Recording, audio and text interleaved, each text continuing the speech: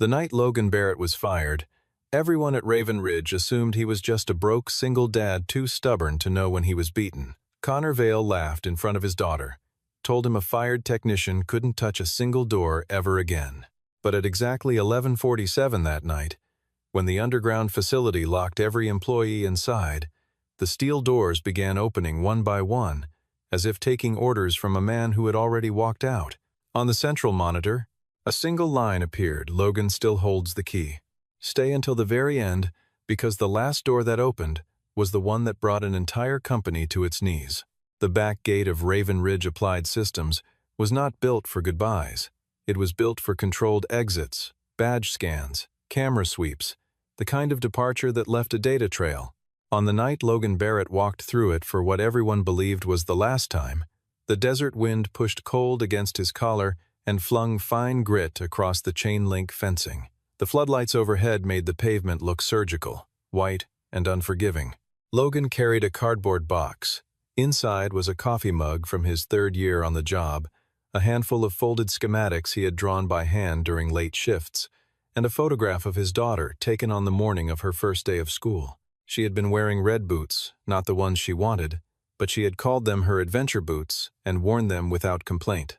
That photograph had sat on his workstation for 2 years. Ella Barrett was 6 years old, and standing beside him now, arms wrapped around a faded stuffed rabbit named Warren. She did not fully understand what was happening. She understood that 2 men in black uniforms had walked her father out of a building, and that her father was carrying a box, and that the walk to the parking lot was very quiet. She held Warren tighter and said nothing. Logan crouched at the gate threshold and adjusted the zipper on her jacket. It had been sticking for weeks, and he kept meaning to replace it.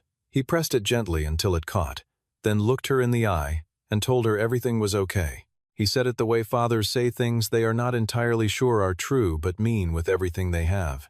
Connor Vale appeared behind them. He had not needed to come outside. He chose to.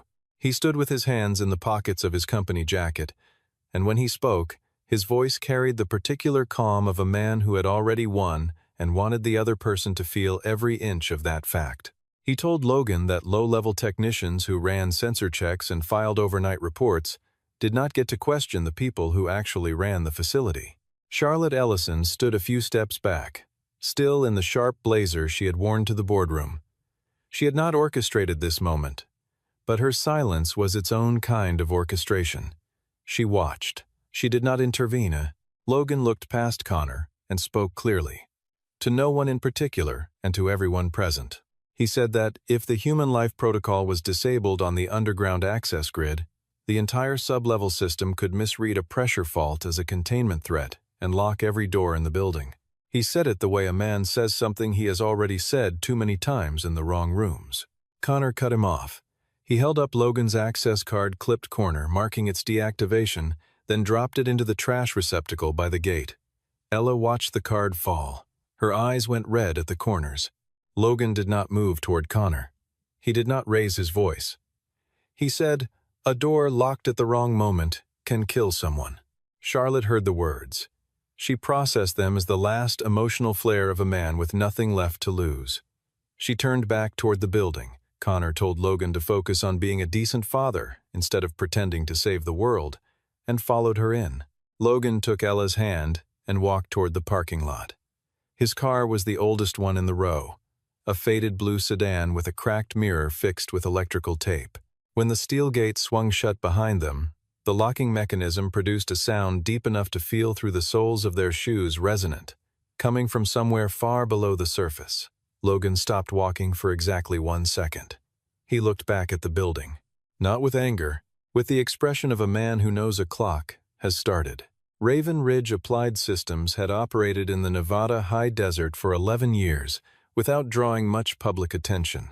That was the point. It was a private defense research facility specializing in access control systems for environments where failure was not recoverable: clean rooms, energy test chambers, classified data vaults, emergency evacuation tunnels.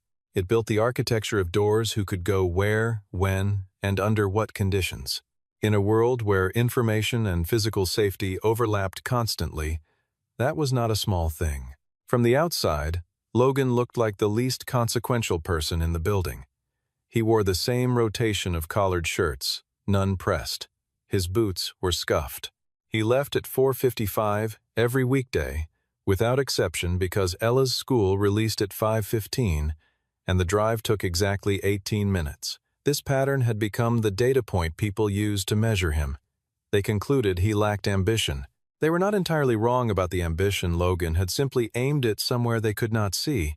Several years earlier, when the Aegis door grid was still a prototype in its second major revision, 3 engineers had been trapped in a sub-level corridor during a test sequence that triggered an unscheduled lockdown. The emergency protocol that should have opened their exit path had a logic flaw. It prioritized asset containment over human egress. They were trapped for 40 minutes before a manual override was located. The incident report was classified. Everyone was told to consider themselves lucky. Logan had been the technician on call that night.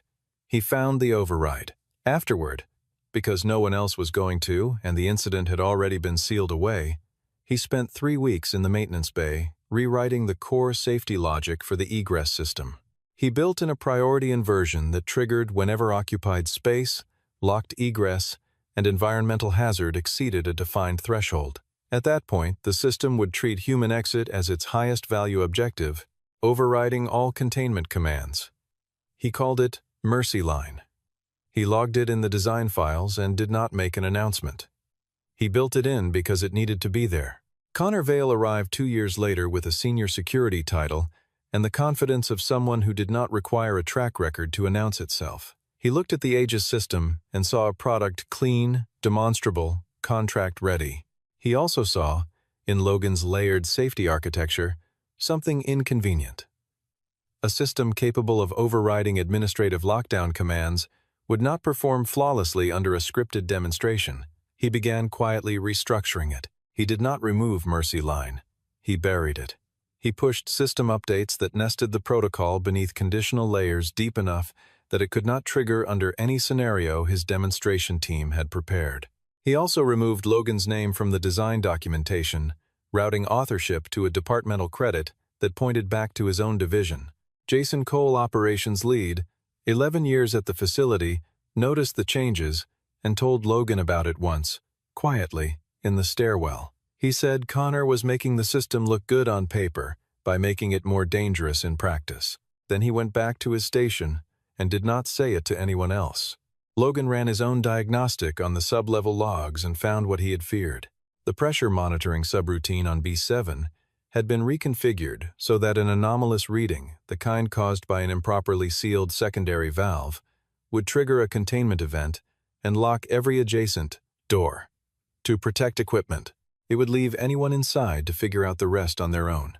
He filed a formal safety report addressed to Charlotte with supporting data and a projected failure scenario attached. Before Charlotte finished reading the executive summary, Connor had intercepted the submission and reclassified it as a disruptive personnel complaint. Logan's apartment was on the 3rd floor of a building that sat between a laundromat and a small grocery store. The hallway smelled like other people's cooking, and the radiator knocked twice every morning at 6. There were drawings on the refrigerator Ella's work, mostly houses with open doors, sometimes animals with implausible expressions. The shelves held books on one side and art supplies on the other, crayons sorted by color, construction paper in a bin, small clay animals she named and kept. One evening, before any of the events at Raven Ridge came to a head, Ella had caught Logan checking the door locks before bed and asked him why. He thought about it and told her that a good door was not one that no one could open. A good door was one that knew when to let people out. Ella considered this with the seriousness 6-year-olds bring to things they sense are important, even when they cannot fully decode them. She said okay and went to bed. Logan's wife, Rachel, had died 3 years earlier, a car accident on a wet highway during a business trip, the kind of event that arrives as a phone call you answer in a normal moment, and that divides your life permanently into before and after. She had been an architect. She used to say the two of them had covered every surface that separated inside from outside. She built the walls. He built the logic that governed the openings. After she died, he kept building the logic, more carefully than before. She had been inside something supposed to be safe, and it had failed her, and he could not fix that. He could only make sure every system he touched had a way out built into it. Ella had started drawing houses with doors on every wall, all of them open. She said she liked the idea that if you were inside and something scared you, there would always be a way through. One afternoon she brought Logan a drawing of a tall building with sunlight streaming through every open door and said, "If someone's stuck, they have to have a way out." Logan went very still. Then he folded the drawing carefully, put it in his breast pocket, and named his deep protocol after the principle his daughter had just stated, without knowing she was describing an engineering specification. When he was escorted out of Raven Ridge that night, a newer version of that drawing was folded in the inside pocket of his jacket. A man standing before a row of open doors, Dad helping written at the bottom in her best printing. He had meant to frame it. He had not gotten around to it. It would turn out to matter more unframed. The meeting had been scheduled as a performance review. Logan arrived in his work clothes with a cup of coffee from the break room, which he set on the conference table and did not touch again. The conference room was glass-walled, visible from the corridor. Connor stood at the front with a presentation already loaded. Dominic Stone, the board liaison overseeing the upcoming demonstration, sat at the head of the table in a suit that probably cost more than Logan's monthly take-home. Abigail Crane from personnel sat at the far end with a folder in front of her. Jason Cole had been called in and sat along the side wall, hands flat on his thighs. Connor's presentation was thorough. He had compiled a log of every instance Logan had accessed technical areas outside his designated scope, framing each as an unauthorized intrusion. The diagnostic Logan ran on the B7 pressure system was listed as a modification attempt. The safety report he had filed was described as a disruptive escalation intended to delay the demonstration timeline. The overall picture was of a low-level technician with a grudge and an inflated sense of his own importance. Logan looked at the slides and recognized every access log. He had been in those areas because the systems there were showing instability that no one else was choosing to document. He said this plainly. Connor asked whether a man who had to leave work at 5 every day to pick up his kid really had the standing to lecture the facility's security director about national-level infrastructure. The question landed precisely where it was aimed. Charlotte asked Logan to answer the core question, had he accessed systems outside his authorized scope? He said yes. He said he had done so because the authorized reports were being filtered before they reached anyone with authority to act. Connor leaned back slightly and spread his hands, as if to say you heard him. He said it himself. Abigail opened the folder.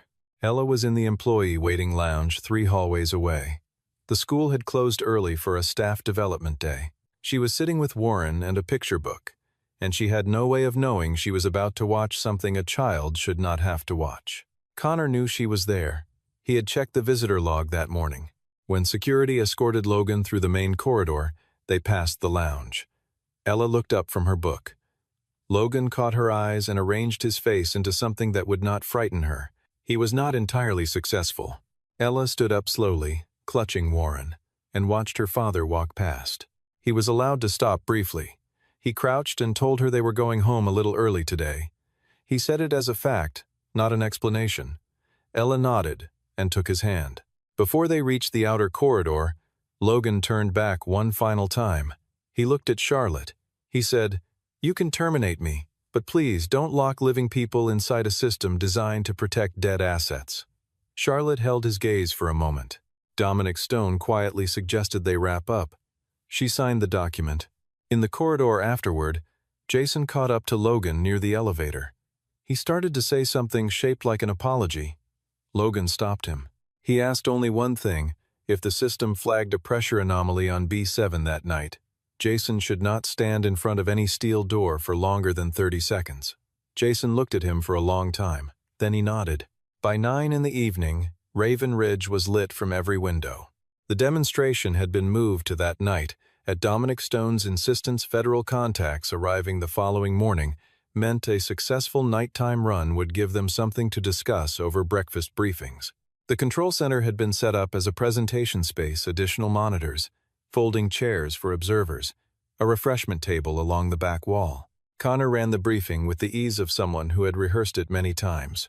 The Aegis door grid, he explained to the assembled board members and agency observers, represented the most sophisticated access control architecture operating in a private facility on American soil.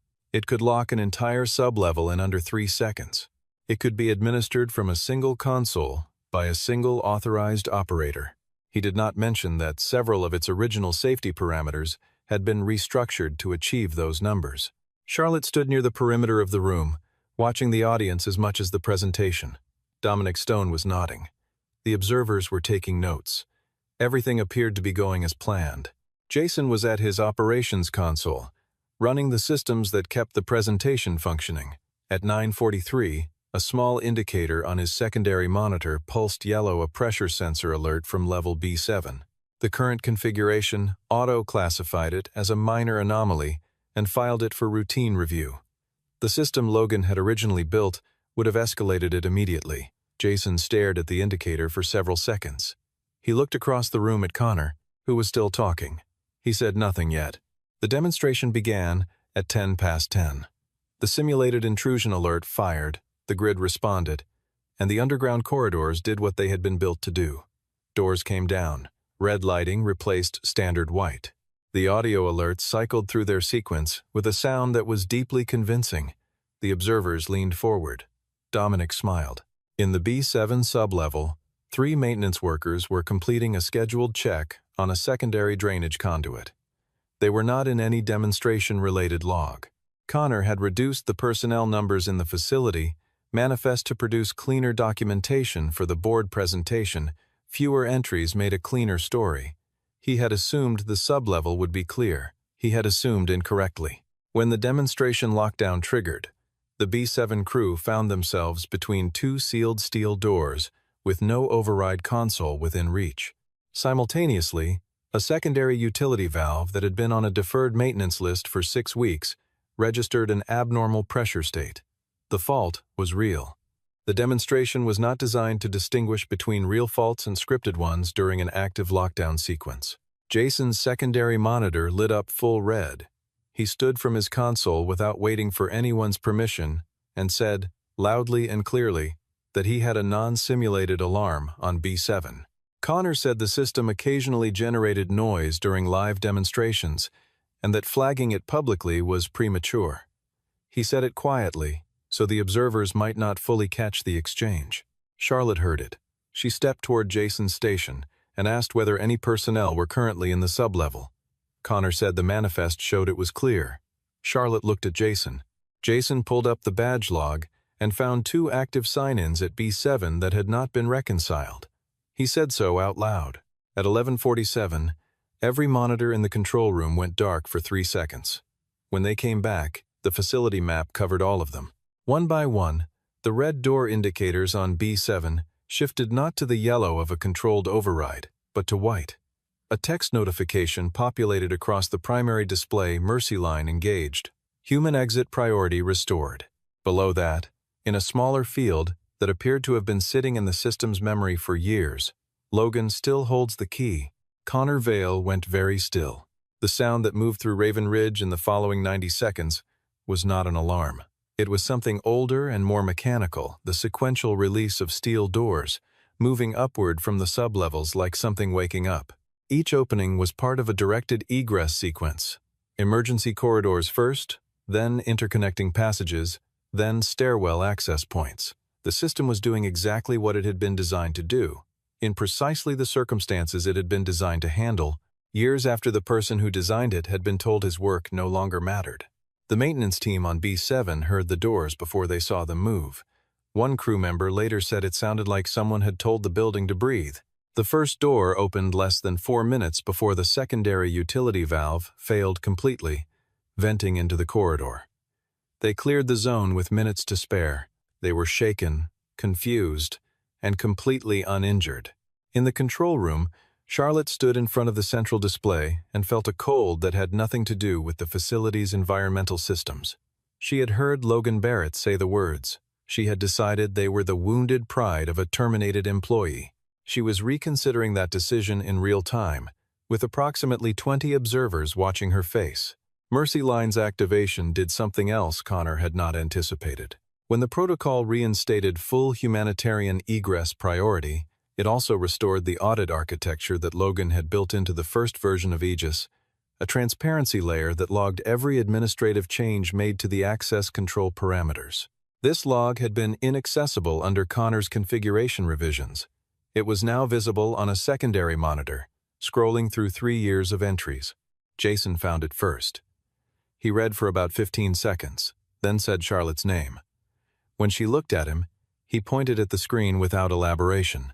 The log was clear. Connor Vale had deactivated 3 separate human safety warnings over 14 months. He had reclassified a documented near miss as a sensor malfunction. He had removed Logan Barrett's name from the original Aegis design credit. He had received Logan's safety report and marked it for suppression without escalation. Dominic Stone began making arguments quickly and quietly. The log might be corrupted. The timing was suspicious. Perhaps Logan had planted something before leaving. His reasoning had the shape of skepticism and the structure of hope dressed as logic. Connor made commands, not arguments. He moved to the primary console and attempted to re-engage the full lockdown sequence using his administrative credentials. The system processed his input, paused, and returned. In Mercy Line active state, administrative lockdown commands are subordinate to human egress protocol. Override denied. The facility had refused him. Charlotte asked Jason whether there was any evidence of unauthorized external access or planted code. Jason ran the verification and came back with the same answer Logan would have given. Mercy Line was original architecture. It was not sabotage. It was a deeply buried protocol waiting for the exact conditions Connor had created so it could wake up and do its job. In the Records Archive section, its door also opened as part of the egress sequence. A physical folder contained a printed safety report signed by Logan Barrett, dated 3.5 years ago. It described, in precise technical language, the exact failure scenario that had just nearly killed 3 people. The document predated Connor's appointment to his current role. Logan's name had been removed from the digital version that circulated afterward. The physical copy had simply waited. Charlotte picked it up. She read the first page, standing in the fluorescent light of the archive room, and she did not put it down. Logan was at the kitchen table when his phone rang. He had spent the 2 hours since arriving home the way fathers spend quiet hours, dinner made, dishes washed, a drawing finished with Ella, and then, after she fell asleep, the small lamp on her nightstand taken apart because it had been flickering for 3 days. The loose connection was at the base. He fixed it with the tools he kept in the kitchen drawer and reassembled it carefully. He did not think about Raven Ridge. He thought about the lamp. Ella had woken around 11 and found him at the table. She asked if he was sad. He said that sometimes things happened that were confusing, and you had to sit with them before they made sense. She said that sounded like a puzzle. He said it was exactly like a puzzle. She got a glass of water and went back to bed. The number on the screen was Jason's. Logan looked at it for the length of several breaths. He picked up. Jason talked fast. The maintenance team, Mercy Line, the log revelations, Connor's failed override. Logan listened without interrupting. By the time Jason described the crew trapped on B7, Logan had already stood up from the table. He asked one question before anything else. Was anyone hurt? Not whether Connor had been exposed. Not what this meant for his termination. He asked about the people. Jason said no one was injured. Then Charlotte's voice came through without the institutional scaffolding. Her work voice usually carried. She said she needed him to come back. Logan said nothing for several seconds. She said I was wrong. 2 words. No cushioning. No caveat. Logan walked to Ella's doorway and looked in. She was asleep with one hand tucked under her cheek, Warren wedged against the wall. The lamp he had fixed cast a small circle of warm light. In the half-awake version of herself, Ella murmured into her pillow, "Is someone stuck behind the door?" Logan put on his jacket. He knocked on Mrs. Hadley's door across the hall. She opened it in a bathrobe without apparent surprise and took the spare key and a short explanation. Before leaving, he went back to the kitchen table, where Ella had left the drawing she'd been finishing, a man standing outside a row of open doors, Dad helping written at the bottom. He put the drawing in his pocket. He was not going back to prove anything. He was going back because 3 people had nearly died, because a system he had built with care was being used against the principle it was meant to serve, and because the kind of man he wanted his daughter to know could not drive away from that.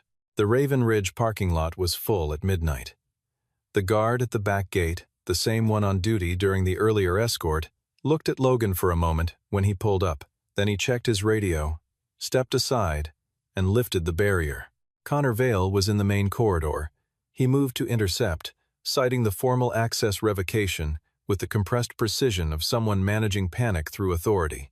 Charlotte came around the corner behind him, looked at him, and said she had requested Logan's presence and that Connor's instructions were not operative at this moment. Connor started to object. Charlotte said, "That's enough, Connor." She said it the way people say things when they are not asking. In the control center, the atmosphere had the particular charge of a room where something has gone badly wrong and everyone present is waiting for someone else to name it first. The board observers had moved to a side wall. Dominic Stone was on his phone. The technical staff had clustered around the monitoring stations, watching the Aegis display still glowing white with active Mercy Line indicators. Logan did not make a speech. He asked Jason for the current facility map, the sub-level personnel headcount, the list of doors that had not opened mechanically during the Mercy Line sequence, and the maintenance deference log for the past 2 months. Jason pulled all of it up. Logan looked at the data for about 45 seconds. Then he told the team what needed to happen. 3 doors had mechanical faults, not electrical, not software that had prevented them from opening during the egress sequence. Their physical actuators had been on Connor's deferred maintenance list longer than the safety window allowed. There was a second group of personnel in a transitional zone near B5, whose egress path was blocked by one of these stuck doors. They were not yet in danger, but the same cascade conditions that had hit B7 could reach them if the environmental sensors registered another fault. Connor insisted Logan was manufacturing a crisis to justify being in the room. Logan did not argue. He asked Jason to pull the camera on B5 corridor, Section 3. On the monitor, through reinforced glass, 2 facility crew members were pressed against the wall with a hand radio, their body language telling the whole story. The audio picked up one of them saying, in a voice working hard to stay calm, that they were running low on air quality tolerance in the zone. The room went quiet in the specific way. Rooms go quiet when everyone realizes the argument they were having was not the real issue. Logan directed the technical team through the auxiliary mechanical bypass, a pathway that existed in the original design precisely for this scenario, speaking clearly and without hesitation, because he had designed this system and knew its architecture the way a builder knows the bones of a house built by hand. He went down into the sublevels with Jason. The emergency lighting made the corridors look like the bottom of something deep. Logan moved through them with the ease of someone who had walked them alone on hundreds of overnight shifts, while everyone else was upstairs at their desks with their better titles and cleaner shoes. At the stuck door, he could see one of the workers through the reinforced glass panel. A young woman in facility coveralls, forehead pressed against the glass, eyes wide. Logan placed his hand flat on his side of the glass and told her they were about to release the manual lever. He said it slowly and looked directly at her. She nodded. He watched her slow her breathing. He and Jason worked the auxiliary release. The mechanism had corroded from deferred maintenance, but it gave after the 3rd attempt. The door moved. The 2 workers came through. Charlotte had been watching through the corridor camera feed. When the door opened and the workers stepped out, she put one hand on the edge of her console and held it there. She had decided that a man who asked inconvenient questions was a problem to be managed. She was now watching that man release people from a room that her own decisions had contributed to creating. When the last personnel had been confirmed safe and the facility manifest showed all staff accounted for, Charlotte locked the control room. She told the board observers the post-incident review would be internal and that they would receive a full briefing through official channels the following morning. Dominic Stone started to object. Charlotte said the decision was final. Connor moved toward the exit. A facility security officer who had worked the gate for 8 years stepped into the doorway and said Connor was requested to remain. Connor asked who had requested it. The officer said Charlotte Ellison, as Executive Director of Record. The full administrative log of the Aegis system covered 3 years in detail that had the precision of something designed to be irrefutable. Jason walked Charlotte through it, section by section, with printed copies time-stamped, uneditable, because Logan had mentioned once that important things should exist somewhere. Software alone could not touch.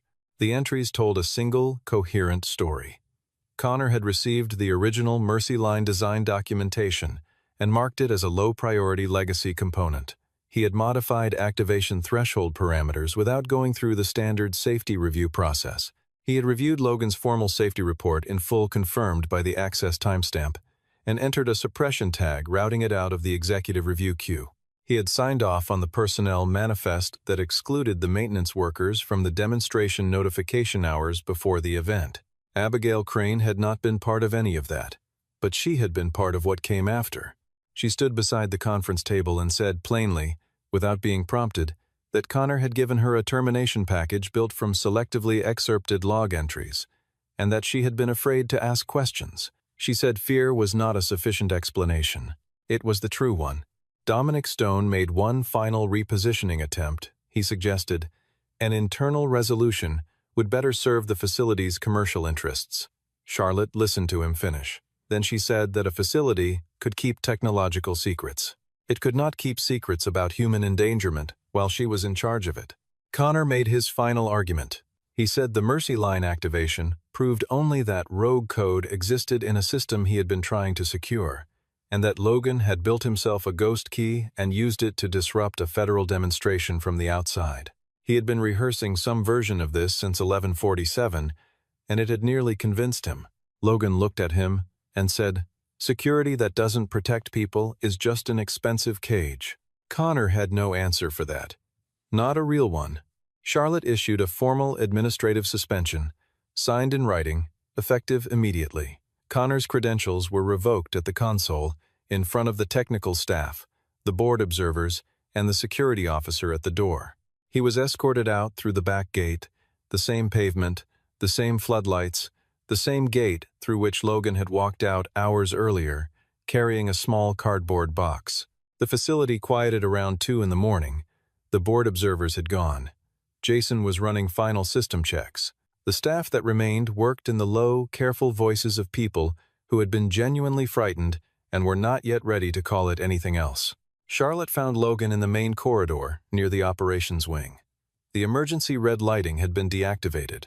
The standard white overhead illumination was back, and in that ordinary light the facility looked like a workplace again, smaller than it had seemed at the height of the crisis. She did not begin with a qualification. She said she had misjudged the situation the way leaders sometimes do by evaluating a message based on the position of its messenger rather than the content of what was being said. She had trusted the architecture of authority over the architecture of evidence. 3 people had nearly died as a consequence. That was not abstract regret. It was a specific accounting of specific choices. She also said that Ella should not have seen what she saw. A child should not watch her father be walked out of a building as though he had done something shameful. Charlotte had been standing there when it happened and had not intervened. That had been a failure of a different kind, not of procedure, but of basic human decency. Logan said he did not need to be recognized. He was not interested in a ceremony. He just needed to know that the next person who filed a safety report with accurate data would be heard, not managed. Charlotte asked about the message that had appeared on the central display. Logan still holds the key. She needed to understand it. Logan said it was not his. He had not written it. Jason, who had quietly entered the corridor at some point during the conversation, looked at the floor for a moment. Then he said he had added that notation into a legacy test build years ago, after the night Logan had worked until morning to fix the flaw that had trapped the 3 engineers. It was a note in the code, the way people leave markers in work they consider important. He had not thought about it in years. He said he was sorry it had caused confusion, and also that he was not entirely sorry it had appeared. Charlotte looked at Jason for a long moment. Then she turned back to Logan and told him the facility wanted him back. She said it as a formal statement, not a gesture. Logan said there was something she needed to do first. Charlotte came to the apartment the next morning. No facility vehicle, no assistant, no prepared remarks on company letterhead. She parked on the street, walked up 3 flights, and knocked on the door at 8:45, carrying a letter she had written by hand and a new access card in a plain envelope. Ella answered the door. She was in her pajamas, Warren under one arm, Her hair in the sideways ponytail, Logan had clearly done his best with. She looked at Charlotte with the direct, uncomplicated assessment that children apply to adults they have decided to evaluate seriously. Charlotte recognized Ella. Ella recognized Charlotte. This was the woman who had been standing in the hallway when her father walked out with the box. The recognition was visible in Ella's face, not anger, but the exact expression a child makes when an adult who should have acted did not. Charlotte crouched to Ella's level. She said she owed Ella an apology. She said that Ella's father had tried very hard to do the right thing, and Charlotte had not listened when she should have. She said she was sorry Ella had seen what happened at the building, and that it had not been fair, and that none of it had been Ella's father's fault. Ella considered this carefully, holding Warren to her chest. Then she said, "Did my dad do anything wrong?" Charlotte said no. "Your dad was trying to save people." Ella accepted this as the complete answer it was. She stepped back from the doorway and called for her father. Logan came from the kitchen drying his hands on a dish towel. He saw Charlotte in the doorway, then looked at his daughter first. Ella gave a small, serious nod. She had conducted the preliminary portion of the meeting, and it had gone adequately. Logan's expression changed in the way that happens when something you have been holding yourself tightly around finally releases. They sat at the kitchen table, the three of them. Charlotte laid out what she was offering. The position was new, Director of Human Systems Safety for Raven Ridge Applied Systems. The mandate was to review and rebuild the safety architecture of every access system in the facility from first principles human life, as the primary protected asset, not the secondary one. Full authority to document, escalate, and halt any process that could not satisfy that standard. Logan named 3 conditions. First, a protected channel for any employee at any level to report safety concerns without fear of retaliation, administered outside the security division. Second, Mercy Line restored to its original activation parameters and embedded as a mandatory, unremovable layer in all future Aegis versions. Third, the design history of every system at the facility correctly attributed to its actual authors, formalized before any future contract presentations. Charlotte agreed to all 3. In the weeks that followed, Raven Ridge held a different kind of meeting than the one that had been planned. No agency observers, no demonstration lighting. A working session for the full technical staff, led by Logan in a clean shirt, standing at the front of the same room where he had once been told he was not important enough to ask questions. He talked about systems that remember what they are for. He talked about the difference between security that protects people and security that protects the appearance of control. He did not need many slides. Ella was in the front row. She did not understand all of it. She understood the part that mattered. Jason Cole was promoted to lead systems operations, a role that gave him the authority to pause any demonstration if his monitors showed something real. Abigail Crane moved to a newly formed internal ethics office with a direct reporting line to the board. Connor Vale's administrative conduct was referred to the facility's oversight council and the relevant federal contracting authority. Dominic Stone resigned his board seat before the review was complete. On the last evening of that first week, Logan and Ella walked out of Raven Ridge together. The main gate opened ahead of them, the front gate, the one facing the road, the one whose sign declared it the entrance to something that took its work seriously. The desert was warm. The light was going gold across the hills to the west. Ella asked if her dad was ever going to be scared of a locked door again. Logan looked at her and said, "Not if the person who built it still remembers who it's supposed to protect." She took his hand. The gate closed behind them, not like a lock, like a period at the end of a sentence that had finally said everything it needed to say. That night, somewhere in the facility's deep operational memory, Mercy Line rested in its ready state, not dormant, not buried. Simply waiting, the way good things wait, for the moment it would be needed again. And whoever came next to maintain the system would find Logan Barrett's name in the original design file, exactly where Charlotte Ellison had made certain it would stay.